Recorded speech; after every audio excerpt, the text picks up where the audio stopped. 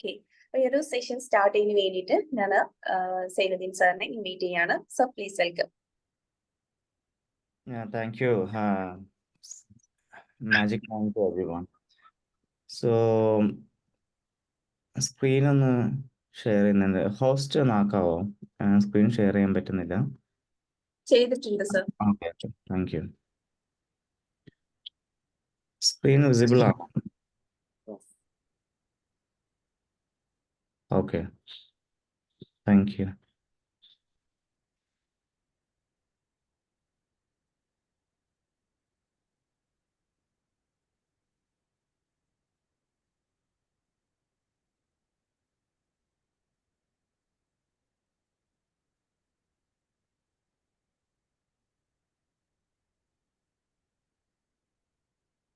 Screen visible ആണല്ലോ അല്ലേ?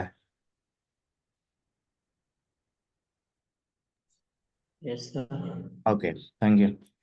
So നമ്മളിന്ന് കവർ ചെയ്യുന്നത് ബേസിക് ടു ഇൻവെസ്റ്റ്മെന്റ്. നമ്മൾ കഴിഞ്ഞ തവണ നമ്മുടെ സെഷനിൽ ഒരുപാട് ടോപ്പിക് കവർ ആയതുകൊണ്ട് തന്നെ നമുക്ക് കൂടുതൽ നമുക്കൊരു എന്താ പറയുക ഒരു സബ്ജക്റ്റിൽ കോൺസെൻട്രേറ്റ് ചെയ്ത് നിൽക്കാൻ പറ്റിയിട്ടുണ്ടായിരുന്നില്ല. സോ ഇന്ന് നമ്മൾ കവർ ചെയ്യുന്നത് ഇൻവെസ്റ്റ്മെന്റിന്റെ ടൈപ്പ് ഓഫ് ഇൻവെസ്റ്റ്മെന്റ് നമുക്ക് എന്തൊക്കെയാണ് ഉള്ളത് അവൈലബിൾ ആയിട്ടുള്ള മാർക്കറ്റിൽ, നമുക്ക് ഏതൊക്കെ രീതിയിൽ നമുക്ക് ഇൻവെസ്റ്റ് ചെയ്യാമെന്നുള്ള കുറച്ച് ടോപ്പിക്കുകളുണ്ട്. അതിൽ മെയിനായിട്ട് നമുക്ക് സംസാരിക്കാൻ പോകുന്ന സ്റ്റോക്ക്, മ്യൂച്വൽ ഫണ്ടാണ്. അതുപോലെ നമുക്ക് ഏതൊക്കെ ടൈപ്പുകൾ നമുക്ക് ഉണ്ട് എന്ന് നോക്കാം. സോ ഒന്നിനെപ്പറ്റി നമുക്ക് കോൺസെൻട്രേറ്റ് ആയിട്ട് നിൽക്കാമെന്നാണ് ഞാൻ ഉദ്ദേശിക്കുന്നത്. കാരണം കഴിഞ്ഞ പ്രാവശ്യം നമ്മൾ ഒരുപാട് ടോപ്പിക് കവർ ആയതുകൊണ്ട് തന്നെ ഒന്നിൽ മാത്രം സ്ട്രിക്റ്റ് ആയിട്ട് നിൽക്കാൻ പറ്റിയിട്ടില്ല. സോ ഫസ്റ്റ് തന്നെ നമ്മൾ ഇൻട്രൊഡക്ഷൻ ടു ഇൻവെസ്റ്റ്മെന്റ് എന്ന് പറയാം. ഇപ്പൊ നമ്മൾ ഇതിന്റെ ഒരു ഡെഫിനേഷൻ നോക്കുകയാണെങ്കിൽ നമുക്ക് ഇൻവെസ്റ്റ്മെന്റ് നമുക്കറിയാം നമ്മൾ എന്തിനാണ് ചെയ്യുന്നത് എന്നുള്ളത് വളരെ വ്യക്തമാണ്. കാരണം നമ്മുടെ പൈസ ഏതെങ്കിലും ഒരു റിസോഴ്സിലൊക്കെ അലോക്കേറ്റ് ചെയ്തിട്ട് ആ അതിൽ നിന്ന് നമുക്ക് എങ്ങനെ റിട്ടേൺ എടുക്കാം, അതായത് നമ്മുടെ ഒരു ബെനിഫിറ്റ്, അതായത് നമ്മുടെ ഒരു ഫ്യൂച്ചർ പ്ലാനിന് വേണ്ടിയിട്ടും അതല്ലെങ്കിൽ ഏതൊക്കെ രീതിയിൽ നമ്മുടെ പൈസ നമുക്ക് റിസോഴ്സ് ചെയ്തിട്ടും നമ്മുടെ പൈസ നമുക്ക് വേണ്ടിയിട്ട് വർക്ക് ചെയ്യുന്ന ഒരു സിറ്റുവേഷൻസ് ഉണ്ടാക്കുക എന്നുള്ളതാണ് ഇൻവെസ്റ്റ്മെന്റ് കൊണ്ട് ഉദ്ദേശിക്കുന്നത്. അപ്പോൾ എല്ലാവരും ഒന്ന് അൺമ്യൂട്ട് ചെയ്ത് സംസാരിച്ച് കഴിഞ്ഞാൽ നമുക്ക് കൂടുതൽ ഇന്ററാക്റ്റീവ് ആയിട്ട് നമുക്ക് മുന്നോട്ട് പോകാം. ഈ ഇൻവെസ്റ്റ്മെന്റിന്റെ ബെനിഫിറ്റ് എന്തൊക്കെയാണ് എന്ന് നമുക്കൊന്ന് നോക്കാം. ഫസ്റ്റ് എന്ന് പറയുന്നത് നമുക്ക് എന്താണ്, വെൽത്ത് ക്രിയേറ്റ് ചെയ്യാൻ പറ്റും. നമുക്ക് ആർക്കെങ്കിലും ഒന്ന് അൺമ്യൂട്ട് ചെയ്തിട്ട് സംസാരിക്കാൻ പറ്റും, അല്ലെങ്കിൽ ചാറ്റ് യൂസ് ചെയ്യാൻ പറ്റുമോ? നിങ്ങളുടെ കുറച്ചും കൂടി ഒന്ന് ഇന്ററാക്റ്റീവ് ആയിട്ട് ഇരുന്ന് കഴിഞ്ഞാൽ എനിക്കും കൂടെ കുറച്ച് ഇൻട്രസ്റ്റിംഗ് ആയിരിക്കും.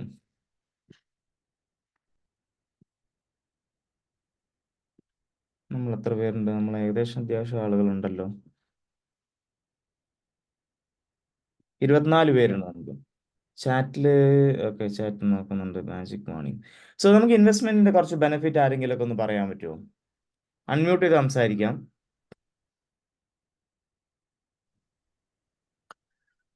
മാജിക് മണി ഇൻവെസ്റ്റ്മെന്റിന്റെ ബെനിഫിറ്റ് നമുക്ക് ഫൈനാൻഷ്യൽ ഫ്രീഡം കിട്ടും. നമുക്ക് നമ്മളെ ലൈഫ് ഫ്രീ ആയിട്ട് പോകാൻ പറ്റും. ടെൻഷൻ കുറയും. ഓക്കെ എക്സ്പെൻസ് കവർ ചെയ്യുന്ന ഫണ്ട് കയ്യിലുണ്ടെങ്കിൽ ഓക്കെ ഓക്കെ ബഷീർ, വലിയ ഉപകാരം. കാരണം നമ്മുടെ ഒരു ഗുരുവാണ് നിങ്ങളുടെ എല്ലാവരുടെയും എനിക്കറിയാൻ പറ്റും. ബഷീർക്ക് വിളിക്കാൻ പറ്റില്ല എന്ന് വെച്ചാല് നമ്മുടെ കഴിഞ്ഞ ഇത് ടോപ്പിക്ക് കഴിഞ്ഞതിന് ശേഷം 1.5 ആഴ്ച ഞാൻ കിടപ്പിലായിരുന്നു, പനി പിടിച്ചിട്ട്. ബഷീർക്കേക്ക് വിളിക്കണം എന്നുണ്ടായിരുന്നു. കാരണം ബഷീർക്ക് എന്തായാലും ഞങ്ങൾ വിളിക്കുന്നുണ്ട്. നമ്മുടെയൊക്കെ ഒരു ഗുരുവാണ്, നമുക്ക് എല്ലാവർക്കും അറിയാം. നമുക്കൊക്കെ ബാലപാഠങ്ങൾ നൽകുന്ന അത്രയും എക്സ്പീരിയൻസ് ഉള്ള ഒരാളാണ്. നിങ്ങൾക്കൊക്കെ ശരിക്കും യൂട്ടിലൈസ് ചെയ്യാൻ പറ്റുന്ന ഒരാളാണ്. അപ്പോൾ ബഷീർക്ക് പറഞ്ഞത് വളരെയധികം കറക്റ്റ് ആണ്. അതിനകത്ത് നമുക്ക് പോയിന്റുകൾ, ഒന്ന് നമ്മുടെ സെക്യൂർ ഫ്യൂച്ചർ, നമ്മുടെ ഫ്യൂച്ചർ സെക്യൂർ ആക്കുക എന്നുള്ളതാണ് ഇതിന്റെ ഏറ്റവും വലിയൊരു ഇത്. കാരണം ഇന്ന് പഴയതുപോലെയല്ല. പണ്ടൊക്കെ എന്ന് പറഞ്ഞു കഴിഞ്ഞാൽ നമ്മളെ മക്കള് നമ്മളെ നോക്കുന്നുള്ളൊരു വിശ്വാസം ഉണ്ടാവും. പക്ഷേ ഇനി ഒരു 5-10 വർഷം തലമുറ കഴിഞ്ഞു കഴിഞ്ഞാൽ നമ്മളെ മക്കള് നമ്മളെ നോക്കും എന്നുള്ളതിൽ ഒരു ഗ്യാരണ്ടി ഇല്ലാത്തൊരു അവസ്ഥയിലേക്കാണ് പോകുന്നത്. അത് നമ്മളെ മക്കളെ നമ്മൾ വളർത്തിയതിന്റെ ഗുണമോ മറ്റുള്ളതോ അല്ല. കാരണം ഇന്ന് യൂറോപ്യൻ കൾച്ചർ കടന്നു വന്നിട്ടുണ്ട്. ഇന്ന് നോക്കിക്കഴിഞ്ഞാൽ യൂറോപ്പിൽ പോയി കഴിഞ്ഞാൽ, UK കൺട്രീസിലെല്ലാം പോയി കഴിഞ്ഞാൽ നമ്മുടെ മലയാളീസ് ഏറ്റവും കൂടുതൽ ചേക്കേറിക്കൊണ്ടിരിക്കുന്നത്. അവിടുത്തെ ഒരു കൾച്ചർ നമുക്ക് എല്ലാവർക്കും അറിയാം. അതായത് 18 വയസ്സ് കഴിഞ്ഞാൽ ശരിക്കും അവര് മാതാപിതാക്കളിൽ നിന്ന് പിരിഞ്ഞു വേറെ പോകുന്ന ഒരു സിറ്റുവേഷൻ തന്നെയാണ്. അപ്പൊ ആ ഒരു കൾച്ചറിന് നമ്മുടെ രീതിയിലേക്കൊക്കെ വരുന്നുണ്ട്. ഈ സിറ്റുവേഷനിൽ നമ്മൾ ഏജ് ആവുമ്പോൾ നമ്മുടെ കയ്യിൽ ഒരു എന്താ പറയാ നമ്മുടെ റിട്ടയർമെന്റ് പ്ലാനിന് വേണ്ടിയിട്ട് മന്ത്ലി എക്സ്പെൻസ് പോലും നമുക്ക് കവർ ചെയ്ത് പോകുന്ന രീതിയിൽ നമ്മുടെ മണിയെ നമ്മൾ മാനേജ് ചെയ്തിട്ടില്ലെങ്കിൽ ഒരു ലാസ്റ്റ് സ്റ്റേജിൽ ഇപ്പൊ പല ആളുകളും നമുക്കറിയാൻ പറ്റും പല രീതിയിൽ ബുദ്ധിമുട്ടുന്നത് നമുക്ക് കാണുന്നുണ്ട്. അപ്പൊ നമ്മൾ ഇപ്പോൾ തന്നെ നമ്മുടെ ഈ ഒരു വർക്ക് ചെയ്യുന്ന സമയത്തോ അല്ലെങ്കിൽ ബിസിനസ് ചെയ്യുന്ന സമയത്തോ നമ്മളത് പ്രോപ്പറായിട്ട് പ്ലാൻ ചെയ്തിട്ടില്ലെങ്കിൽ അത് നമുക്ക് എഫക്റ്റ് ചെയ്യാൻ പോകുന്ന നമ്മുടെ റിട്ടയർമെന്റ് കാലമാണ്. അന്ന് നമുക്ക് ഹാപ്പി ആയിട്ട് ഇപ്പോൾ പഴയ നമ്മുടെ വളരെ ലോക്കൽ രീതിയിൽ പറയുകയാണെങ്കിൽ നമ്മൾ എന്താ പറയുക എന്നും പണിയെടുക്കുന്ന ഒരു മനുഷ്യരായിട്ട് മാറുക എന്നുള്ളതായിരിക്കും. കാരണം ഇന്ന് ഇന്ത്യൻ ഏജ് എന്ന് പറയുന്നത് ഒരു 60ലേക്കൊക്കെ വന്നു. പണ്ട് 70 80 ഒക്കെ ആണ്, ഇന്ന് വളരെയധികം കുറഞ്ഞ് 50 60ലേക്ക് വരെ ഇന്നൊരു ഇന്ത്യൻ ഏജ് വന്നു. പക്ഷെ ഇപ്പോഴും നമ്മുടെ റിട്ടയർമെന്റ് ഏജ് ഒരു 60ലേക്കാണ് ഇപ്പോഴുള്ളത്. ഇപ്പോഴും പല ആളുകളും നമുക്ക് ശ്രമിക്കുന്ന എന്താ വെച്ചാൽ 40 കഴിഞ്ഞ് കഴിഞ്ഞാൽ റിട്ടയർമെന്റ് ആവാൻ ശ്രമിക്കുന്ന പല ആളുകളാണ്. കാരണം ഇപ്പോ റീസെന്റ് എൻ്റെ മാനേജർ 48 ഏജ് ആണ്, ആള് റിട്ടയർമെന്റ് എടുത്തിട്ട് പോയി. കാരണം വെച്ചാൽ അദ്ദേഹത്തിന് കോർപ്പസ് ഫണ്ട് ഉണ്ട്, അദ്ദേഹം ഇൻവെസ്റ്റ് ചെയ്തിട്ട് അദ്ദേഹത്തിന് റിട്ടയർമെന്റ് അദ്ദേഹം കാൽക്കുലേറ്റ് ചെയ്തിട്ട് 100 വയസ്സ് വരെയാണ്. ആ 100 വയസ്സ് വരെ അദ്ദേഹത്തിന് മന്ത്ലി 1 ലക്ഷം രൂപ എടുത്ത് ജീവിക്കാനുള്ള രീതിയിലുള്ള ഫണ്ട് അദ്ദേഹം ഉണ്ടാക്കി എന്നുള്ളതാണ്. ഇനി അദ്ദേഹത്തിന് വർക്ക് ചെയ്യേണ്ട എന്നുള്ള രീതിയിൽ അദ്ദേഹം ലൈഫ് ഇനി ഒന്നും കൂടെ ഒന്ന് എക്സ്പ്ലോർ ചെയ്യാന്നുള്ള രീതിയിൽ അദ്ദേഹം റിട്ടയർമെന്റ് എടുത്ത് പോകണേ. ഇപ്പൊ പല ആളുകളും ഇതുപോലെ തന്നെയാണ് പ്ലാൻ ചെയ്യുന്നത്. അപ്പൊ അതിനെന്താണെന്ന് വെച്ച് കഴിഞ്ഞാൽ നമ്മൾ വർക്ക് ചെയ്യുന്ന സമയത്ത് നമ്മളെ ഫണ്ട് കറക്റ്റായിട്ട് അലോക്കേറ്റ് ചെയ്ത് ഒരു ഫ്യൂച്ചർ പ്ലാൻ ക്രിയേറ്റ് ചെയ്യണം എന്നുള്ളതാണ്. അതാണ് നമ്മളെ ബഷീർക്ക് പറഞ്ഞത് നമുക്കൊരു ഫിനാൻഷ്യൽ ഫ്രീഡം എന്ന് പറയുന്നത്. അതായത് പൈസയുടെ കൊണ്ട് നമുക്ക് ഫ്രീ ആയിരിക്കണം, അതിൻ്റെ ഒരു ടെൻഷൻ എടുത്തുകൊണ്ട് നമുക്ക് ജീവിക്കേണ്ട ഒരു ആവശ്യം ഉണ്ടാവരുന്നതാണ്. പിന്നെ ഞാൻ പറഞ്ഞ പോലെ ഏർലി റിട്ടയർമെന്റ് എന്നുള്ളതാണ്. ഓക്കെ, അപ്പൊ ഇത്രയും കാര്യങ്ങളാണ് നമ്മുടെ എന്താ പറയാ ഇൻവെസ്റ്റ്മെന്റ് ഇമ്പോർട്ടൻസ് എന്ന് പറയുന്നത്. ഈ ചിത്രം ആർക്കൊക്കെ അറിയാവുന്നു ഒന്ന് ടൈപ്പ് ചെയ്യുമോ അതല്ലെങ്കിൽ അൺമ്യൂട്ട് ചെയ്ത് സംസാരിക്കുമോ? ഒന്ന് നമുക്കറിയാം നമ്മുടെ പ്രൈം മിനിസ്റ്റർ ആണ്, ഇതാരാണെന്ന് അറിയാൻ പറ്റുമോ ആർക്കെങ്കിലും? അൺമ്യൂട്ട് ചെയ്തിട്ട് സംസാരിക്കാം, അതല്ലെങ്കിൽ നിങ്ങൾക്ക് ചാറ്റ് യൂസ് ചെയ്യാം, ഞാൻ രണ്ടും നോക്കുന്നുണ്ട്. അറിയില്ല സാർ. അറിയില്ല. ഓക്കെ, അതാരാണ് പറഞ്ഞത്? ഓക്കെ, അറിയുന്ന ഉണ്ട്. ആരെങ്കിലും ഉണ്ടോ? ജുൻജുൻവാല. ഓക്കെ, ബഷീർക്ക. ഓക്കെ, ജുൻജുൻവാല നമ്മൾ ഈ ഒരു പിക്ചർ നമ്മളെ സോഷ്യൽ മീഡിയയിൽ ഭയങ്കര വൈറലായിട്ടുണ്ടായിരുന്നു. ഇത് കണ്ടിട്ട് ഒരുപാട് ആളുകൾ ഇൻസ്പയർ ആയിട്ടുണ്ട്, അതായത് യങ്സ്റ്റേഴ്സ് ആയിട്ടുള്ള കുട്ടികൾ വരെ ഒരുപാട് ആളുകൾ ഇൻസ്പയർ ആയിട്ടുണ്ട്. കാരണം എന്താ വെച്ച് കഴിഞ്ഞാൽ ഒരു ഇൻവെസ്റ്റർ, ഒരു ഇന്ത്യയുടെ പ്രധാനമന്ത്രി, ഒരു രാജ്യത്തിന്റെ പ്രധാനമന്ത്രി അവിടെ നിൽക്കുന്ന ഒരു ഇൻവെസ്റ്റർ ആയിട്ടുള്ള ഒരാള്. രാകേഷ് ജുൻജുൻവാലൊക്കെ അറിയാം, നമ്മുടെ ടൈറ്റാൻ 3 രൂപക്കൊക്കെ മേടിച്ചാണ്. ഇപ്പൊ 3000 2500 3000 രൂപയൊക്കെ അതിന്റെ എത്ര 100 ഇരട്ടി എന്താ പറയാ അത്ര എത്രയോ 10 മടങ്ങ് അദ്ദേഹത്തിന്റെ വാല്യുവേഷൻ കൂട്ടിയ ഒരാളാണ് അദ്ദേഹം. അത്രയും ഇൻവെസ്റ്റ് ഒരു ഏറ്റവും ടോപ്പ്, ഇന്ത്യയിലെ ടോപ്പ് നമ്പർ 1 ഇൻവെസ്റ്റർ ആണ്. അപ്പൊ ഈ ഒരു ഫോട്ടോ കണ്ടിട്ട് ഒരുപാട് ആളുകൾ ഇൻസ്പയർ ചെയ്തിട്ട് സ്റ്റോക്ക് മാർക്കറ്റിലേക്ക് വന്നിട്ടുണ്ട്. കാരണം അദ്ദേഹത്തിന്റെ ഒരു പ്രധാനമന്ത്രി നിൽക്കുന്നു, ഒരു ഇൻവെസ്റ്റർ ഇരിക്കുന്നു. സോ ഇത് ഞാൻ പറയുന്നത് പൈസയുടെ ഒരു ഡിഫറൻസ് അല്ല പറയുന്നത്, പക്ഷേ ഇത് ഈ ഒരു പിക്ചർ ഭയങ്കരമായിട്ട് ബൂമായിക്കൊണ്ടിരുന്നായിരുന്നു നമ്മുടെ സോഷ്യൽ മീഡിയയിലും കാര്യങ്ങളും. ഇത് വെച്ചിട്ട് ഒരുപാട് ആളുകൾ ഇൻവെസ്റ്റ്മെന്റിലേക്ക് വന്നിട്ടുണ്ട് എന്നാണ് പറയുന്നത്. അപ്പൊ നമുക്ക് അടുത്ത നോക്കാം, ടൈപ്പ് ഓഫ് ഇൻവെസ്റ്റ്മെന്റ്. നമ്മളിപ്പോൾ പറഞ്ഞ പോലെ ഏതൊക്കെ ടൈപ്പ് ഇൻവെസ്റ്റ്മെന്റ് ആണ് നമുക്ക് അവൈലബിൾ ആയിട്ടുള്ളത്. അത് നിങ്ങൾക്ക് അറിയുന്ന ഇൻവെസ്റ്റ്മെന്റ് ഏതൊക്കെയോ ഒന്ന് പറയാമോ? ഒന്ന് സ്റ്റോക്ക്, അതിപ്പോൾ എല്ലാവരും നമ്മളൊന്ന് ഡിസ്കസ് ചെയ്യാൻ പോകുന്നത്. വേറെ ഏതൊക്കെ രീതിയിൽ നമുക്ക് ഇൻവെസ്റ്റ് ചെയ്യാം നമ്മുടെ പൈസ? അറിയുന്നവർ ഒന്ന് അറിയുന്നവർ നിങ്ങൾക്ക് അറിയാവുന്ന ഓപ്ഷൻസ്. നിങ്ങൾക്ക് ട്രഡീഷണൽ ഇൻവെസ്റ്റ്മെന്റ് പറയാം, ഏതും പറയാം, ഏതൊക്കെയോ ഒന്നും പറയാൻ പറ്റുമോ? മ്യൂച്വൽ ഫണ്ട് ഉണ്ട്, മ്യൂച്വൽ ഫണ്ട്, ധനുൻ sir. Okay, thank you. Bond, ബോണ്ടുകൾ, സ്ഥലവും വീടൊക്കെ വാങ്ങുന്നത്, സ്ഥലം okay, real estate, fixed deposit, recurring, deposit, recovering, okay, SIP, ഇതൊക്കെയാണ് തോന്നുന്നു. Okay, okay. അപ്പൊ നമുക്ക് നോക്കാം, വളരെ ഉപകാരം, താങ്ക് യു ധന്യൻ സാർ. അപ്പോൾ നീ പറഞ്ഞ പോലെ ഒന്ന് സ്റ്റോക്കാണ്, മ്യൂച്വൽ ഫണ്ടുകൾ, പിന്നെ പറയുന്നതാണ് നമ്മൾ ബോണ്ട്സുകൾ, കടപ്പത്രങ്ങൾ, അതായത് ഗവൺമെന്റ് ഉണ്ട്. പിന്നെയുള്ള റിയൽ എസ്റ്റേറ്റ് എന്ന് പറയുന്നത് ട്രഡീഷണൽ ഇൻവെസ്റ്റ്മെന്റ് ആണ്. ഓൺലൈനിൽ നമുക്ക് ഇന്ന് ഇൻവെസ്റ്റ് ചെയ്യാം, നമുക്ക് സ്റ്റോക്കിലൂടെ നമുക്ക് എന്താ പറയാ പ്രസ്റ്റീജ് ഇതുപോലൊക്കെ റിയൽ എസ്റ്റേറ്റ് കമ്പനികളാണ്. ഇതിൽ നമുക്ക് സ്റ്റോക്കുകൾ മേടിച്ചിട്ട് ആ രീതിയിൽ നമുക്ക് ഇൻവെസ്റ്റ് ചെയ്യാം. അതല്ലെങ്കിൽ നമ്മൾ ധനുഷ് സാർ പറഞ്ഞ പോലെ നമുക്ക് വീടോ അതല്ലെങ്കിൽ ബിൽഡിങ്ങുകളോ ഒക്കെ ഉണ്ടാക്കണം. അതുപോലെ ക്രിപ്റ്റോ കറൻസി ഇന്ന് നല്ലൊരു ഇൻവെസ്റ്റ്മെന്റ് പ്ലാറ്റ്ഫോം ആണ്. അത് ചില ആളുകൾക്ക് അതിലൊരു ട്രസ്റ്റ് ഇല്ല എന്ന് പറയുന്നുണ്ട്, പക്ഷേ ഒരുപാട് ആളുകൾ ഇൻവെസ്റ്റ് ചെയ്യുന്നത്, ഞാനും പേഴ്സണലി ഇൻവെസ്റ്റ് ചെയ്യുന്ന ഒരാളാണ്. കൊമോഡിറ്റീസ്, ക്രൂഡ് ഓയിൽ, ഗോൾഡ്, ഇങ്ങനത്തെ പല രീതികളുണ്ട്. അപ്പോൾ നമുക്ക് കുറച്ചും കൂടെ ഒന്ന് ഡീറ്റെയിൽഡ് ആയിട്ട് പോവാൻ നിൽക്കണം. അതിന് മുമ്പ് ഇദ്ദേഹത്തെ അറിയുന്ന ആരെങ്കിലും ഉണ്ടോ?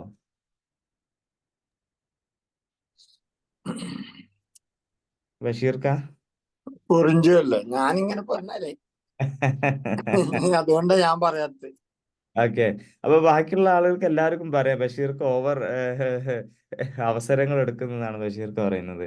അപ്പൊ ഓക്കെ, പുറിഞ്ചു വലിയകത്താണ് ഇദ്ദേഹത്തിന്റെ കേരളത്തിലെ ഏറ്റവും നമ്പർ 1 ഇൻവെസ്റ്റർ ആണ് ഇദ്ദേഹം എന്ന് പറയുന്നത്. ഇദ്ദേഹം വളരെ മുമ്പ് ഓപ്പൺ, അതായത് ഫ്ലോർ, എന്താ പറയുക, ട്രേഡിംഗ് ഫ്ലോറിലാണ് വർക്ക് ചെയ്തിരുന്നത്. എനിക്ക് തോന്നുന്നു കൊഡാക് സെക്യൂരിറ്റിയിലാണ്. പിന്നെ അദ്ദേഹത്തിന് ഒരു ആയുർവേദ ഫാർമസ്യൂട്ടിക്കൽ ഒരു കമ്പനി കാര്യങ്ങളൊക്കെ ഉണ്ട്. പക്ഷെ ഇദ്ദേഹം ഇൻവെസ്റ്റ് ചെയ്ത ഒരു കമ്പനിയാണ് കൊക്കു FM എന്ന് പറഞ്ഞിട്ടൊരു ജോമെട്രി ബോക്സ് മാനുഫാക്ചറിങ് ഒക്കെ. അപ്പൊ ഇദ്ദേഹം ഇൻവെസ്റ്റ് ചെയ്ത സമയത്ത് ഞാനും അതിനെപ്പറ്റി നോക്കിയിട്ട് ഞാനും അതിൽ കുറച്ച് സ്റ്റേക്ക് എടുത്തിട്ടുണ്ടായിരുന്നു. എനിക്ക് തോന്നുന്നു ഇപ്പോൾ ഏകദേശം 30% പ്രോഫിറ്റിലാണ് ആ കമ്പനി. അപ്പൊ നമ്മുടെ കേരളത്തിലും നമ്മുടെ ഒരുപാട് ആളുകൾ ഈ ഇൻവെസ്റ്റ്മെന്റ് മേഖലയിൽ ഉണ്ട് എന്ന് പറയുന്നതാണ്. ഇദ്ദേഹം നമുക്ക് മലയാളികൾക്കൊക്കെ ഒരു അഭിമാനിക്കാവുന്ന ഒരു ഇൻവെസ്റ്റർ ആണ്. അപ്പൊ ഞാൻ ഇദ്ദേഹത്തിന്റെ ഒരു ഫോട്ടോ കാണിച്ചത് നമുക്ക് സുപരിചിതമായിട്ടുള്ള ഒരു മുഖമാണ്. ഇനി ഇതാണ് നമ്മുടെ ഇന്ത്യയിലെ ടോപ്പ് ഇൻവെസ്റ്റേഴ്സ് എന്ന് പറയുന്നത്. ഇവരുടെ വെൽത്തിന്റെ ഒരു ഇതാണ്. രാകേഷ് ജുമാല 48,000 crore കോടികളാണ് അദ്ദേഹത്തിന്റെ ഒരു ഇൻവെസ്റ്റ്മെന്റ് എമൗണ്ട് എന്ന് പറയുന്നത്. സോ ഇതൊക്കെ ഞാൻ നിങ്ങൾക്ക് കാണിച്ചു തരുന്നത് എന്താ വെച്ചാൽ ഇതിൽ പല ആളുകളും ജനറലി നോർമൽ ആളുകൾ, ഇപ്പൊ പല ആളുകൾക്കും ഒരു ചിന്തയുണ്ട്. അതായത് ബിസിനസ് ചെയ്യുന്നവർക്ക്, അതല്ലെങ്കിൽ കയ്യിൽ ഒരുപാട് പൈസ ഉള്ളവർക്കാണ് ഈ ഇൻവെസ്റ്റ്മെന്റ് എന്ന് പറഞ്ഞത്. ഒരിക്കലും അല്ല.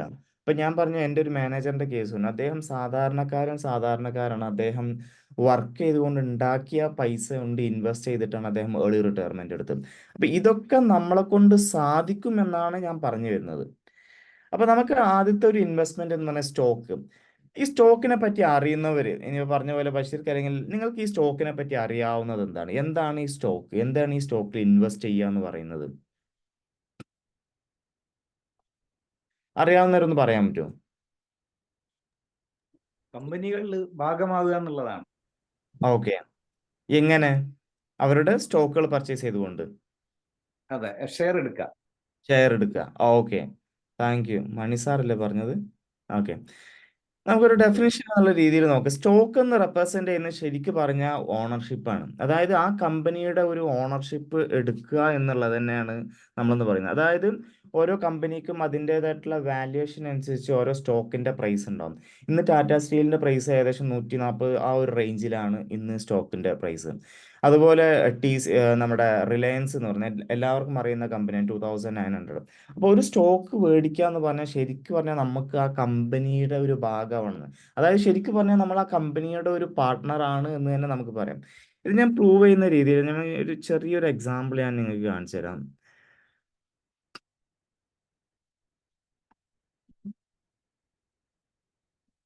ഒരു ഉദാഹരണത്തിന് എൻ്റെ ജിമെയിൽ, ഓക്കെ, ഇതെൻ്റെ ജിമെയിലാണ്.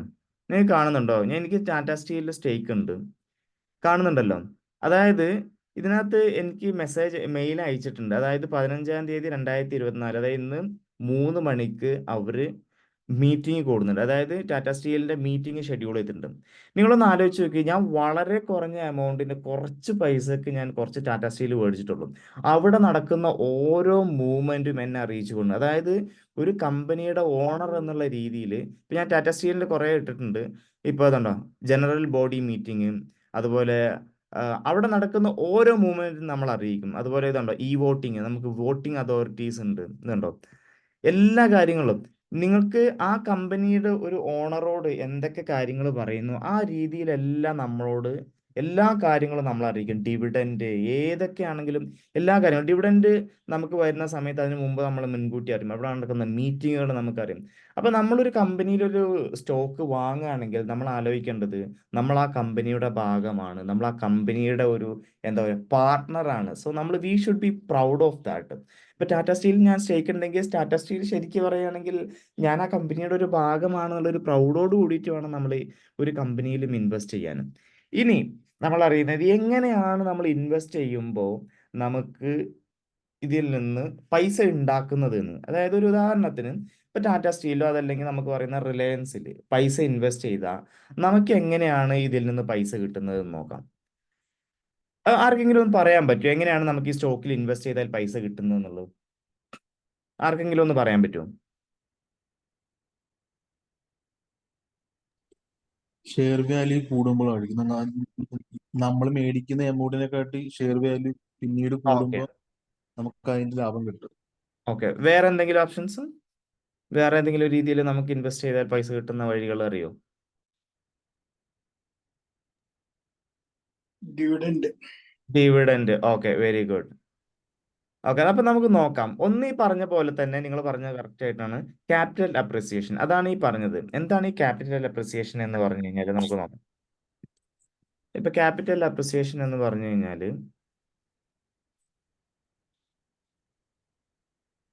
ഇപ്പൊ ഞാൻ ഇവിടെ കാണിച്ചേക്കുന്നത് റിലയൻസിന്റെ ഇതാണ്. നിങ്ങൾ കാണുന്നുണ്ടല്ലോ അല്ലേ?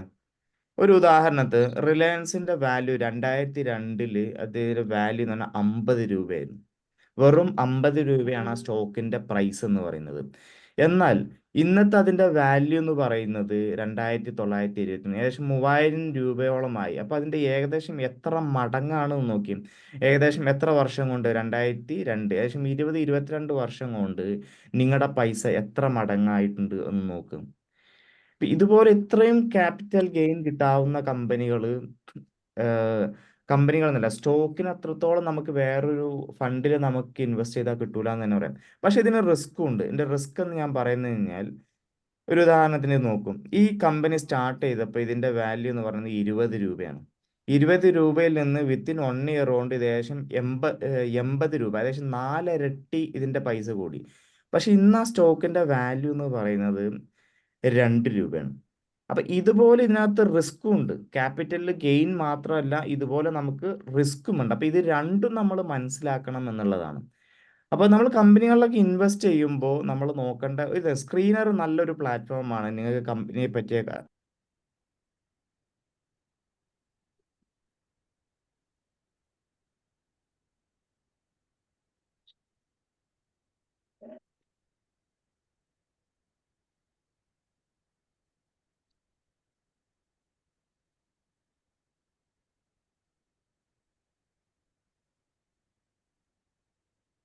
സർ മൈക്ക് മ്യൂട്ട് ആണ്.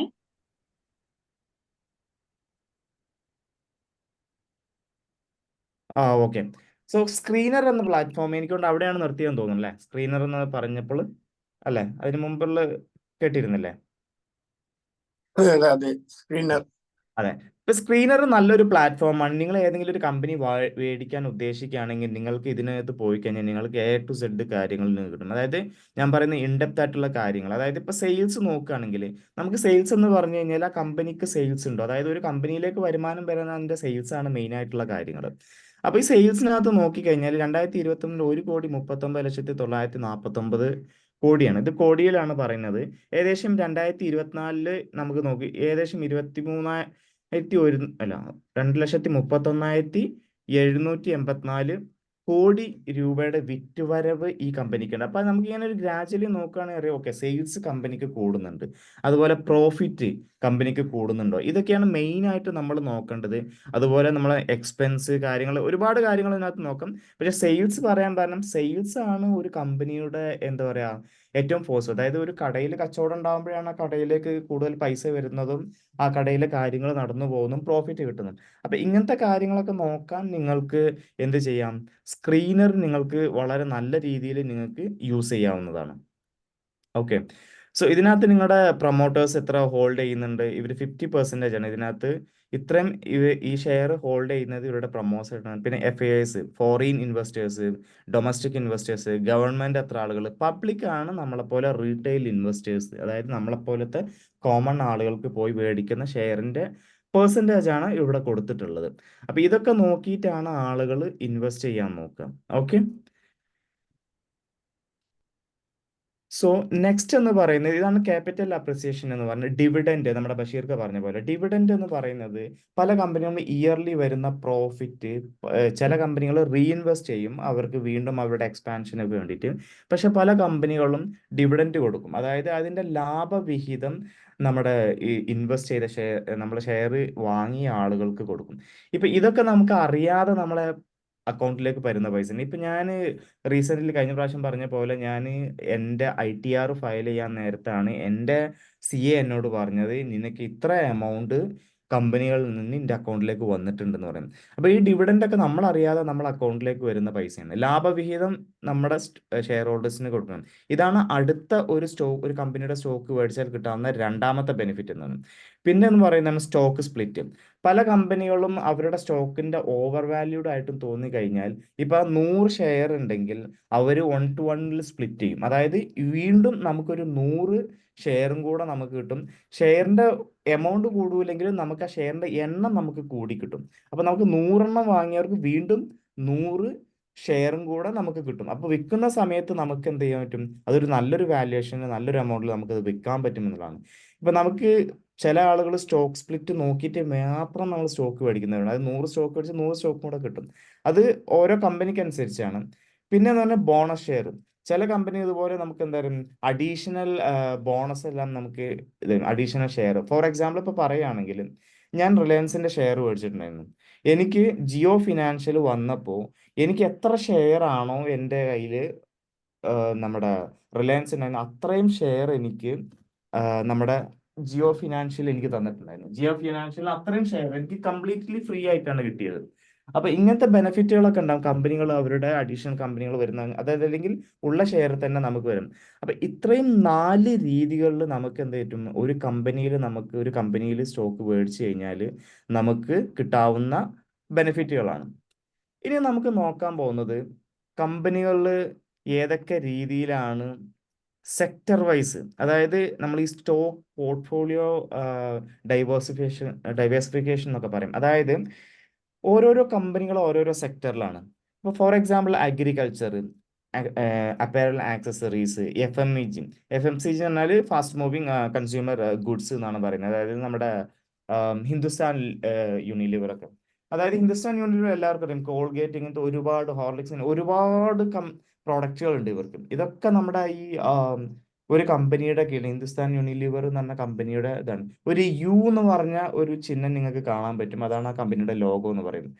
അതുപോലെ ഓട്ടോമോട്ടീവ്, ബാങ്കിങ് ഇതിന് എല്ലാവർക്കും അറിയാം. HDFC, ICIC, കൊടാക്, ഇതിങ്ങനെ ഒരുപാട് ബാങ്ക്, ഇതൊക്കെ ബാങ്കിങ് സെക്ടറിൽ വരുന്നതാണ്. അതുപോലെ കൺസ്യൂമർ, എനർജി, ഫിനാൻഷ്യൽ, IT കമ്പനികൾ, അതായത് നമ്മുടെ TCS, ഇങ്ങനത്തെ കമ്പനികളൊക്കെ, ഇതൊക്കെ IT കമ്പനികൾ.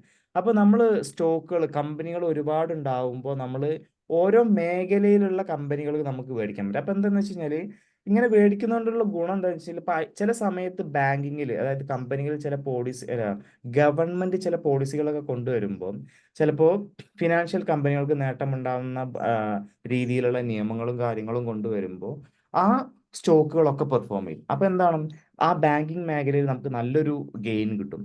ചില സമയത്ത് അഗ്രികൾച്ചറിനായിരിക്കും കൂടുതൽ ബെനിഫിറ്റ് കൊടുക്കുന്നത് നമ്മുടെ ഗവൺമെന്റ്. അപ്പൊ ആ കമ്പനി, അപ്പൊ നമ്മൾ ഓരോ കമ്പനികൾ മേടിക്കുമ്പോൾ എല്ലാം ഒരു മേഖലയിൽ ഇല്ലാത്ത കമ്പനികൾ മേടിക്കാൻ നോക്കുക. അപ്പൊ എപ്പോഴും നമ്മൾ ഇൻവെസ്റ്റ്മെന്റിൽ പറയുന്ന കാര്യമാണ് എല്ലാ മുട്ടയും കൊണ്ടുപോയിട്ട് ഒരു കൊട്ടയിൽ ഇടരുത്. അതിനർത്ഥം എന്താണ്? ആ ഒരു കുട്ട പൊട്ടി കഴിഞ്ഞാൽ നമ്മുടെ എല്ലാ മുട്ടയും പൊട്ടിപ്പോകും എന്നുള്ളതാണ്. അപ്പൊ അതുപോലെയാണ് ഈ നമ്മുടെ സ്റ്റോക്കുകൾ പല രീതിയിലുള്ള പല മേഖലയിലുള്ള കമ്പനികൾ മേടിക്കാൻ ശ്രമിക്കുക എന്നുള്ളതാണ് സ്റ്റോക്കിൽ ഇൻവെസ്റ്റ് ചെയ്യുന്നവര്. ഓക്കെ, ഇനി കമ്പനികൾ 3 തരമാണ് മെയിൻ ആയിട്ട്. നിങ്ങൾ എല്ലാവരും കേട്ടിട്ടുണ്ടാവും ഇത്. Large cap, mid cap, small cap company. ഇപ്പോൾ റിലയൻസ് വരുന്നത് ലാർജ് ക്യാപ്പ് ആണ്. എന്താണ് ഈ ലാർജ് ക്യാപ്പ് നോക്കാം. അതായത് 20,000 കോടിയുടെ മുകളിലാണ് അവരുടെ മാർക്കറ്റ് ക്യാപിറ്റലൈസേഷൻ. ഈ മാർക്കറ്റ് ക്യാപിറ്റലൈസേഷൻ എന്ന് പറഞ്ഞു കഴിഞ്ഞാൽ ശരിക്കും അവരുടെ ഷെയറിന്റെ വാല്യൂ എന്നാണ് ഒരു സിമ്പിൾ ആയിട്ട് നമ്മൾ പറയുന്നത്. അതിന്റെ ഷെയറിന്റെ വാല്യൂ, ഓപ്പൺ ഷെയറിന്റെ ടോട്ടൽ വാല്യൂ ആണ് നമ്മൾ ഈ ഒരു മാർക്കറ്റ് ക്യാപ്പ് എന്ന് പറയുന്നത്.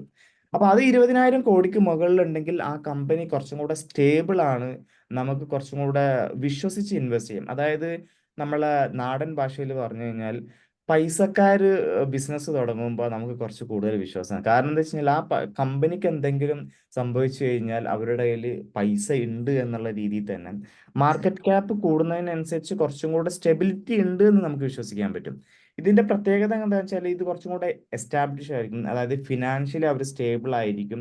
പിന്നെ അവർക്ക് മാർക്കറ്റിൽ നല്ലൊരു പ്രസൻസ് ഉണ്ടാവും. ഇപ്പം റിലയൻസ് ആണെങ്കിലും TCS ആണെങ്കിലും ഇതൊക്കെയാണ് ശരിക്കും ലാർജ് ക്യാപ് കമ്പനികൾ എന്ന് പറയുന്നത്. ഉദാഹരണത്തിന് ഇപ്പോൾ പറഞ്ഞ HDFC, TCS, റിലയൻസ് ഇൻഡസ്ട്രി ഒക്കെയാണ് നമുക്ക് ലാർജ് ക്യാപ്പ് എന്ന് പറയുന്നത്.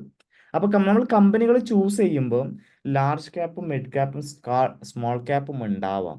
നമ്മുടെ ഏജിനനുസരിച്ച് നമുക്ക് ഏജ് കൂടുതലാണ് ഏറ്റവും നല്ലത് ലാർജ് ക്യാപ് കമ്പനികളാണ്, കാരണം കുറച്ചും കൂടെ സെക്യൂർ ആണ്. മിഡ് ക്യാപ് കമ്പനികൾ എന്ന് പറഞ്ഞു കഴിഞ്ഞാൽ ഏകദേശം 5000-20,000 കോടിക്കകത്ത് മാർക്കറ്റ് ക്യാപ്പ് ഉള്ള കമ്പനികളാണ് പറയുന്നത്. ഈ കമ്പനികൾ ഒരു വളർന്ന് കൊണ്ടിരിക്കുന്ന ഒരു കമ്പനിയാണ്. അപ്പോൾ പൊതുവെ യങ്സ്റ്റേഴ്സ്, അതായത് കുറച്ചും കൂടെ പ്രായം കുറഞ്ഞ ആളുകളൊക്കെ കൂടുതൽ ഫോക്കസ് ചെയ്യുന്ന കമ്പനികളാണ്. അപ്പൊ ഇതിന്റെ ഗുണം എന്തെന്ന് വെച്ച് കഴിഞ്ഞാൽ ഇതിനൊരു പൊട്ടൻഷ്യൽ ഉണ്ട്. അത്യാവശ്യം കുറച്ച് എസ്റ്റാബ്ലിഷ് ആയിട്ടുണ്ടെങ്കിൽ ഇനിയും വളരാൻ ഒരുപാട് സാധ്യതകളുള്ള ഒരു കമ്പനികളാണെന്ന് പറയാം. ഓക്കെ, നെക്സ്റ്റ് സ്മോൾ ക്യാപ്പ് എന്ന് പറഞ്ഞു കഴിഞ്ഞാൽ നമ്മളെ കമ്പനികൾ മാർക്കറ്റ് ക്യാപ്പ് 5000 കോടിയേക്കാളും താഴെയുള്ള കമ്പനികളാണ് ഇതിനകത്ത്. അതായത് ഇതിന് ഹ്യൂജ് പൊട്ടൻഷ്യൽ ഉണ്ട് വളരാനുള്ള, പക്ഷെ ഇതൊരു ബേബിയാണ്, ഒരു ചെറിയൊരു കുട്ടി എന്ന് വേണമെങ്കിൽ നമുക്ക് പറയാം. പക്ഷെ ഇതിനകത്ത് ഇൻവെസ്റ്റ് ചെയ്യുമ്പോൾ വളരെയധികം സൂക്ഷിച്ച് ഇൻവെസ്റ്റ് ചെയ്യണം. നല്ല ക്യാപിറ്റൽ ഗെയിൻ ഉണ്ടാവാൻ സാധ്യതയുണ്ട്, പക്ഷെ അതുപോലെ റിസ്ക്കും ഈ കമ്പനികൾക്കുണ്ട്. ഇനി നമുക്ക് ഇതിൻ്റെ ഒക്കെ ഒരു പ്രോസും കോൺസും നോക്കാം. നമ്മൾ സ്റ്റോക്കിൽ ഇൻവെസ്റ്റ് ചെയ്ത് കഴിഞ്ഞാൽ, അതായത് നമ്മുടെ പൊട്ടൻഷ്യൽ ഹൈ ആണ്, അതായത് റിട്ടേൺ കിട്ടാനുള്ള. പക്ഷെ അതുപോലെ നമുക്ക് ആർക്കും മേടിക്കാവുന്ന, ഇപ്പോൾ ഒരു സ്റ്റോക്കിന്റെ വില 50 രൂപയാണെങ്കിൽ ആ 50 രൂപ കൊടുത്ത് നമുക്ക് സ്റ്റോക്ക് മേടിക്കാൻ നമ്മൾ വളരെ ലിക്വിഡിറ്റി, അതുപോലെ ഏത് സമയത്തും നമുക്ക് വിൽക്കാൻ പറ്റും.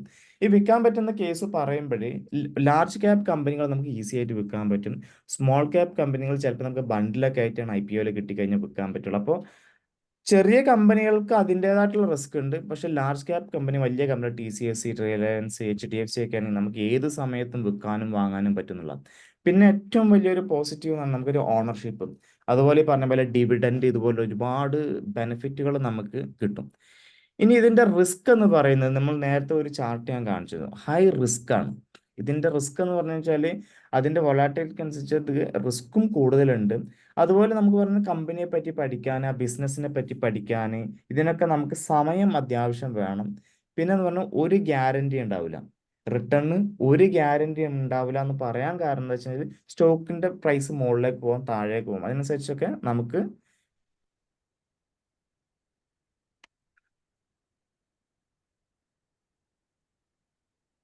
ഒരു ചെറിയൊരു ആക്ടിവിറ്റിയോട് കൂടി എനിക്കൊന്ന് നമ്മുടെ ഇതിനകത്ത് പോകാൻ പറ്റും. നമുക്കൊരു ചെറിയൊരു ആക്ടിവിറ്റിയോട് കൂടിയിട്ട് നമുക്ക് നിർത്താം.